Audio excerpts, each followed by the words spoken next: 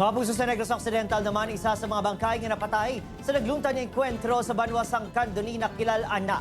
Anum ka bangkay nga wala mag-claim sa ilang mga himata, ginpalubong na sa LGU. Sa Inin Pedreso nakatutok. Wala pa sa gihapon nakilalaan ang anom sa 7 ka miyembro sa New People's Army nga napatay sa nagluntad nga engkwentro sa barangay Gatuslao sa banwasang Candoni kahapon sang kaagahon.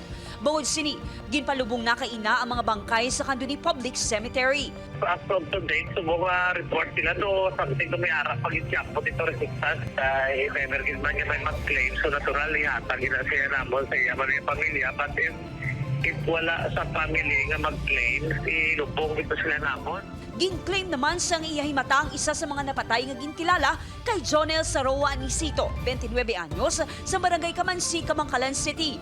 Sa ginpatigay nga clearing operation, na-recover sa encounter site ang 4 kagalon sa gasolina nga ginapatihan ginapalag-iyahan sa NPA. Maalis ba apat na konting mo po yun? Yun po po ako na para magalang pinakamal yung purpose.